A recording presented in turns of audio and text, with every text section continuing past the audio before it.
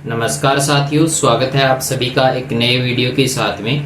और आप सबको पता होगा कि 2 दिनों पहले जो है आरपीएससी के द्वारा जो है फर्स्ट ग्रेड का नया सिलेबस जो है वो जारी हुआ है। सिलेबस में क्या क्या जोड़ा गया है, क्या हटाया गया है, क्या अपना पूरा का पूरा सिलेबस रहने वाला है, सारी हम डिटेल से यहाँ पे बात करेंगे। सबसे पहले स्क्रीन पर दिख रहा होगा आपको कि राजस्थान पब्लिक सर्विस कमीशन यानी आरपीएससी की ओर से जो है वो अपना हिंदी विषय का जो नया सिलेबस है वो यहाँ पे डाला गया है। और इस सिलेबस में अपने को क्या क्या पढ़ना है, हिंदी विषय में अपने को क्या पढ़ना है और किस तरह की तैयारी करनी है, सारी हम डिटेल से बात करेंगे। सबसे पहले देखिएगा, हम बात करें तो उच्च माध्यमिक स्तर में अपने क्या क्या आने वाला है उसको लेके थोड़ी सी हम बात करते हैं। तो उच्च माध्यमिक स्तर में देखिएगा वर्ण व्यवस्था अपने यहाँ बताई गई है। वर्ण व्यवस्था को भी थोड़ा बढ़िया तरीके से यहाँ पे डिफाइन किया गया है। जैसे मैं बात करूँ तो यहाँ पे देखिएगा स्वर और व्यंजनों का जो वर्गीकरण है वो आपको बढ़िया से तैयार करना है। यहाँ पे पहले सिर्फ वर्ण डाला गया था, वर्ण व्यवस्था या वर्ण विचार का टॉपिक डाला गया था। अभी इसमें जो है वर्ण एवं वर्णों में स्वर और व्यंजनों का जो वर्गीकरण है वो भी इसमें दे दिया गया है। इसके अलावा मैं बात करूँ तो कोश क्रम यहाँ पे जो है इसका दे दिया गया है कि इसमें कौन कौन से वर्ण आने वाले हैं, किस प्रकार इनकी व्यवस्था रहने वाली है, वो सारा इसमें अपने को पढ़ना है। बहुत ज्यादा नहीं बताया, सिर्फ 2 टॉपिक इसमें पढ़ने हैं। स्वर और व्यंजनों का वर्गीकरण है और कोश क्रम में उसको किस तरह से रखा जाए उसको हमें पढ़ना है। आगे बात करूँ तो शब्द में देखिएगा, शब्द विचार में हमारे यहाँ स्रोत के आधार पे अपने को शब्दों के जो 3 भेद हैं जिसमें अपने तत्सम शब्द आ जाते हैं, तद्भव शब्द आ जाते हैं और विदेशी शब्द आ जाते हैं, ये अपने को पढ़ने हैं। इसके अलावा हमें शब्द वर्गीकरण में और कुछ भी नहीं पढ़ना है।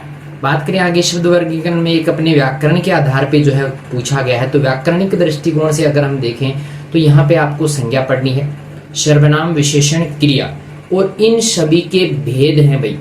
यानी संज्ञा के कितने भेद हैं, सर्वनाम के कितने भेद हैं, विशेषण के कितने भेद हैं, ये सारा हमें पढ़ना है। ठीक है। बात करें आगे क्रिया विशेषण व भेद, यानी एक क्रिया विशेषण यानी अव्यय का एक ही जो भेद है क्रिया विशेषण वो हमें पढ़ना है। और उसके प्रमुख जो भेद बनते हैं चाहे वो किसी भी आधार पे बन रहे हो उन भेदों को हमें पढ़ना है। आगे बात करें व्याकरणिक कोटियों में, देखो अपने यहाँ पे थोड़ा सा मैं इसको नीचे खिसका लेता हूँ पेज को। तो व्याकरणिक कोटियों में अपने एक तो लिंग पढ़ना है, वचन है, कारक है, काल है, ये सारे हमें बढ़िया से पढ़ने हैं। इनके जो भेद बनते हैं वो हमें पढ़ने हैं, डिटेल वाइज इनको पढ़ना है। फर्स्ट ग्रेड का मामला है तो वैसे भी हमें बहुत गहराई तक जाना पड़ता है। बात करें आगे शब्द रचना में, तो शब्द रचना में देखिएगा अपने एक संधि आ जाती है। संधि में स्वर और व्यंजन संधि 2 ही पढ़नी है, विसर्ग संधि को यहाँ पे नहीं पढ़ना है। ध्यान रखिएगा, विसर्ग संधि हमें यहाँ नहीं पढ़नी है। तो पहले पूरी संधि पढ़नी पड़ती थी, अभी यहाँ पे सिर्फ स्वर और व्यंजन संधि को पढ़ना है। और इसके जो भेद बनते हैं, स्वर के कितने भेद हैं, व्यंजन के तो कोई भेद है नहीं, रूल वगैरह है तो उनको पढ़ना है अपने को। बात करें आगे समास और उनके भेद पढ़ने, उपसर्ग पढ़ना है और प्रत्यय व उसके भेद। उपसर्ग की कोई भेद वगैरह नहीं है, प्रत्यय के भेद होते हैं, जितने भेद होते हैं 2 ही होते हैं वैसे। ठीक है, तो उनको अपने को पढ़ना है। एक तद्धित प्रत्यय है और एक कृदंत प्रत्यय, ये 2 प्रत्यय अपने को पढ़ने हैं। इनके भेदों में जो भी उदाहरण बनते हैं वो सारे के सारे हमें पढ़ने हैं। चलिए आगे बात करें यहाँ पे शब्द ज्ञान में, देखिएगा शब्द ज्ञान में अपने को पढ़ना है एक तो पर्यायवाची शब्द। वीडियो डाल दिया शायद पर्यायवाची का, अपने ऑब्जेक्टिव टाइप क्वेश्चंस का चलता है तो वहां पे हमने डाल दिया पर्यायवाची का भी। तो एक तो हमें पर्यायवाची पढ़ने हैं, एक हमें विलोम शब्द पढ़ने हैं, इसके अलावा एक अनेकार्थी शब्द है और समश्रुति भिन्नार्थक शब्द, सुनने में एक जैसे लेकिन अर्थ उनका भिन्न भिन्न होता है, तो ये भी हमें पढ़ना है। आगे बात करें वाक्यांश के लिए एक शब्दों को भी हमें पढ़ना है। बाकी बात करें वाक्य रचना में, तो वाक्य रचना में देखिएगा एक तो वाक्य के अंग, कि वाक्य के कितने अंग होते हैं। वाक्य के 2 ही अंग होते हैं, एक उद्देश्य एक विधेय होता है, उसको पढ़ना है। इसके अलावा वाक्य के भेद कितने और भेदों के भी भेद पूछे गए हैं। वाक्य के भेद हैं और वाक्य में भेदों के भी जो भेद हैं वो भी हमें यहाँ पे पढ़ना है। ठीक है, चलिए आगे बात करें शब्द शुद्धिकरण रहेगा, वाक्य शुद्धिकरण रहेगा। ये तो भाई चलता है अपने हर, चाहे आप किसी भी एग्जाम की तैयारी कर ले सब में ये चलता है। वाक्य शुद्धिकरण है, शब्द शुद्धिकरण है, ये तो चलता ही है। ठीक है, इसके अलावा लोकोक्ति और मुहावरे हैं लोकोक्ति और मुहावरे हैं तो लोकोक्ति मुहावरों को भी अपने को पढ़ना है। इसके अलावा इनका अर्थ है, इनका प्रयोग है, ये भी हमें पढ़ना है भाई, किन किन जगह पे इनका प्रयोग होता है, किस तरीके से प्रयोग होता है वो हमें पढ़ना है। ठीक है, ये तो हो गई अपनी जो है सेकेंडरी लेवल की बात हो गई थी। अभी हम बात करेंगे कॉलेज लेवल यानी स्नातक स्तर में अपने सिलेबस में क्या क्या रहेगा। ठीक है, चलिए बात करें सबसे पहले शब्द शक्तियों की और दूसरा है काव्य गुण। शब्द शक्तियों के भेद आएंगे और काव्य गुण के जो भेद और उदाहरण हैं वो हमें पढ़ने हैं। आगे बात करें काव्य दोष में, देखो अपने को कितने दोष पढ़ने हैं। एक तो श्रुति कर्तृत्व पढ़ना है, अकर्मत्व पढ़ना है, दुष्कर्मत्व दोष पढ़ना है, ग्राम्यत्व दोष पढ़ना है, क्लिष्टत्व दोष पढ़ना है और अप्रतित्व दोष पढ़ना है।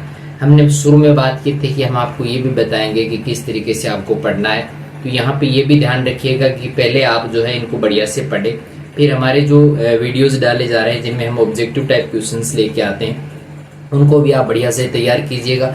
जीके के, राजस्थान जीके के क्वेश्चन भी हमने डाल रखे हैं। इसके अलावा हिंदी विषय के ये पूरे आपको फर्स्ट ग्रेड के पूरे जो जितने टॉपिक हैं सभी के प्रश्न आपको यहाँ पे मिलेंगे, सारे प्रश्न मिल जाएंगे। अभी व्याकरण के डाले जा रहे हैं, उसके बाद में अपना साहित्य वाला जो मैटर है वो यहाँ पे पूरा का पूरा हम जो है करवाएंगे। ठीक है, साहित्य में भी हम सब कुछ करवाने वाले हैं। अलंकारों में देखिएगा, आगे बढ़ते हैं। अलंकारों में हमें यमक, श्लेष, उपमा, रूपक, उत्प्रेक्षा, संदेह, भ्रांतिमान, विभावना, असंगति, विरोधाभास, अतिशोक्ति और अपहुंति, ये जो अलंकार है, एक दो अलंकार थोड़े से ज्यादा जोड़े गए हैं, ये हमें पढ़ना है। और शायद मेरे ख्याल से आपको भी इनको जो है वो नोट कर लेना चाहिए साथ साथ में, क्योंकि ज्यादा फास्टली हम नहीं चल रहे हैं। छंद की बात करें तो छंद में देखो अपने एक तो द्रुत विलंबित है, हरि गीतिका है, दोहा, सोरठा, कुंडलिया, चौपाई, छप्पई, मंदा, क्रांता, मत, गयंद, शवैया है, मन हरण कवित है, ये अपने को छंदों में पढ़ना है। रस में देखिए रस का स्वरूप क्या है, रस के अवयव कौन कौन से हैं और रस के प्रमुख भेद कौन कौन से, ये हमें बढ़िया से तैयार करना है।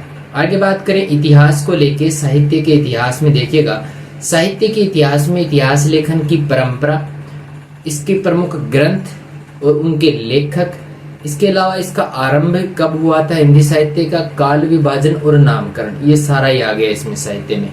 जिसमें हम आदिकाल में देखो हमें क्या पढ़ना है, आदिकाल में हमें रचनाओं की प्रमाणिकता पढ़नी है, उसकी प्रमुख प्रवृत्तियां पढ़नी है, प्रमुख रचनाकार और प्रमुख रचनाएं भी हमें पढ़नी है।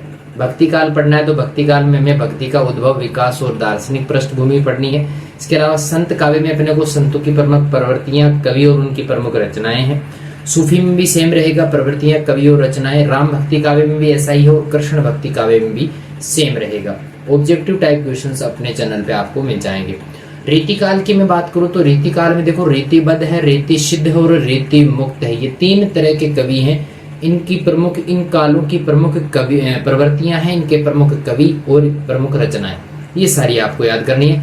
आधुनिक काल में नवजागरण काल पढ़ना है। हिंदी खड़ी बोली का, गद्य का उद्भव कब हुआ ये पढ़ना है। भारतेंदु युग के प्रमुख जो गद्यकार हुए हैं, प्रमुख जो रचनाकार हुए उनको पढ़ना है। और भारतेंदु युग की जो प्रमुख पत्रकारिता है वो भी आपको यहाँ पे देखनी है। इसके अलावा गद्य की विविध विधाओं में जैसे नाटक है, एकांकी है, निबंध है, कहानी है, उपन्यास, आत्मकथा, जीवनी, यात्रा, वृत्तांत की प्रमुख प्रवृत्तियां, रचनाकार और प्रमुख रचनाओं का जो परिचय है वो हमें यहाँ पे बढ़िया से देखना है। सेम टू सेम पद्य में भी चलेगा तो भारतेंदु युग, द्विवेदी युग, छायावाद, प्रगतिवाद, प्रयोगवाद, नई कविता, समकालीन कविता की प्रमुख प्रवृत्तियां, कवि और रचनाओं का परिचय हमें बढ़िया से देखना है। बाकी बात करें यहाँ पे जो पोस्ट ग्रेजुएशन लेवल का जो पार्ट रहता है, इसमें अपने को एक तो काव्य शास्त्र में काव्य हेतु पढ़ना है, काव्य लक्षण पढ़ना है और काव्य प्रयोजन, ये हमें पढ़ना पड़ेगा। इसके अलावा बात करें रस निष्पत्ति और साधारणीकरण है, ध्वनि सिद्धांत है, वक्रोक्ति सिद्धांत है, अरस्तु के द्वारा जो अनुकरण सिद्धांत और जो त्रासदी है वो हमें पढ़ना है। इसके अलावा बात करें लोजाइनस, ये कुछ नए टॉपिक्स जोड़े गए हैं जिसमें उदात्त तत्व को जोड़ा गया है। हिंदी भाषा में देखो, हिंदी भाषा का उद्भव, विकास है, बोलियां है, राजस्थान की प्रमुख बोलियां हैं, राजभाषा है, देवनागरी लिपि का मानक रूप है, ये हमें बढ़िया से तैयार करना है। ठीक है, आगे बात करें कुछ निर्धारित जो पाठ हैं वो भी हमें पढ़नी है। उनमें देखो कबीर ग्रंथावली में ये श्याम सुंदर दास वाली साखी के सिर्फ 5 अंग, प्रारंभिक 5 अंग। पदों की बात करें तो प्रारंभिक 10 पद हमें पढ़ने हैं, ये अपने चैनल पे करवाए हुए भी है भाई। जायसी ग्रंथावली जो रामचंद्र शुक्ल के द्वारा संपादित है, उसमें नागमती वियोग खंड हमें पढ़ना है। रामचरितमानस जो कि तुलसीदास द्वारा रचित है। गीता प्रेस, गोरखपुर, बालकांड इसमें पढ़ना है तो बालकांड अपना करवाया हुआ है। बर्मर गीत सार में देखो सूरदास जो कि रामचंद्र शुक्ल के द्वारा संपादित है, उसके 20 पद हमें पढ़ने हैं बर्मर गीत सार के। इसके अलावा बिहारी रत्नाकर जो कि जगन्नाथ दास रत्नाकर के द्वारा संपादित है, इसके प्रारंभिक 25 दोहे हमें पढ़ने हैं। घनानंद कवित्व घनानंद, जिसके संपादक आचार्य विश्वनाथ प्रसाद मिश्र हैं, इसके प्रारंभिक 10 छंद हमें पढ़ने हैं। और साकेत जो कि मैथिली शरण गुप्त की रचना है, उसका 9वां सर्ग हमें पढ़ना है। और राम की शक्ति पूजा जो कि सूर्यकांत त्रिपाठी निराला का है, वो हमें पूरा पढ़ना है। एक मनु भंडारी की रचना है आपका बंटी, ये भी पढ़ना है। कहानियां भी है कुछ, जिसमें कफन है, पुरस्कार है। इसके अलावा बात करें तो यहाँ पे देखिएगा गैंग्रीन या रोज जो अज्ञे द्वारा संपादित है, गदल जो कि रागे राघव की है। यहाँ पे जयशंकर प्रसाद का चंद्रगुप्त भी हमें पढ़ना है। इसके अलावा देखो कुछ चौथे भाग में जो है वो यहाँ पे कुछ शिक्षण विधियों का मामला थोड़ा सा रहता है, तो इसमें देखिएगा अपने यहाँ पे, इसमें शिक्षण शास्त्र आएगा, शिक्षण अधिगम सामग्री आएगी, शिक्षण अधिगम में संगणक और सूचना प्रौद्योगिकी का प्रयोग यहाँ पे पूछा जाएगा। जिसमें शिक्षण सामग्री में देखिएगा शिक्षण शास्त्र और शिक्षण सामग्री में हमें क्या पढ़ना है, संप्रेषण कौशल है, विविध शाब्दिक एवं अशाब्दिक कक्षा कस संप्रेषण रणनीतियों का प्रयोग उपयोग है। थोड़ा सा मैं कहूँ कि इस सिलेबस को थोड़ा सा बढ़िया से डिफाइन यहाँ पे किया गया है कि किसी भी तरह की कोई गुंजाइश ना रहे कि बाद में ये कहे कि भी आउट ऑफ सिलेबस आ गया, तो ऐसा कुछ यहाँ पे नहीं छोड़ा गया है इनके द्वारा। शिक्षण प्रतिमान में देखो अग्रिम संगठक प्रतिमान या परीक्षा प्रशिक्षण प्रतिमान है, जिसमें सूचना प्रसंस्करण आ जाता है। सामूहिक अन्वेषण, सामाजिक अंतःक्रिया, गैर निर्देशात्मक प्रतिमान है, व्यक्तिगत विकास में आ जाते हैं। शिक्षण के दौरान शिक्षण अधिगम सामग्री का निर्माण और प्रयोग आ जाता है। सहकारी अधिगम इसमें आ जाता है। ठीक है, तैयारी बढ़िया करनी है भाई। सीधी सी बात यह है कि ये तो थोड़ा सा रहेगा। शिक्षण अधिगम में संगणक और सूचना आईसीटी वाला सिस्टम है, तो आईसीटी में देखो सूचना प्रौद्योगिकी वाला है। यहाँ पे संप्रति और डिजिटल अधिगम जो है वो पढ़ना है अपने को। ई अधिगम या वर्चुअल कक्षा कक्ष के बारे में है। शिक्षण अधिगम और आकलन के ये सारा अपना यहाँ पे जो है मैटर रहने वाला है। सीधी बात करें 300 नंबर का आपका पेपर रहने वाला है हिंदी का। यहाँ पे 3 घंटे का ये पेपर रहेगा, 300 नंबरों का पेपर रहेगा। 150 प्रश्न आपको यहाँ पे मिलेंगे। प्रत्येक प्रश्न जो है वो 2 नंबरों का यहाँ पे रहने वाला है। तो इसमें 4 लेवल बताए गए हैं। तो सेकेंडरी लेवल है, एक सीनियर सेकेंडरी लेवल है, एक ग्रेजुएशन लेवल है, एक पोस्ट ग्रेजुएशन लेवल है। इसके बाद बात करें तो यहाँ पे एक जो है वो लर्निंग पेडागोगी जो है वो यहाँ पे आ जाती है। टीचिंग मेथड्स यहाँ पे आ जाते हैं। ये सारा का सारा यहाँ पे 4 टाइप यहाँ पे रहेंगे। इन चारों को थोड़ा सा बढ़िया से तैयार करेंगे तो अपना सिलेक्शन जो है 100% आ जाएगा। इस बार मेरिट भी ज़्यादा नहीं रह रही है, पेपर थोड़ा सा लेवल उसका अच्छा आ रहा है, इसलिए मेरिट भी ज़्यादा नहीं रह रही है। तो वीडियो आपको कैसा लगा है कमेंट करके जरूर बताइएगा। मिलेंगे नेक्स्ट वीडियो में, तब तक के लिए थैंक यू।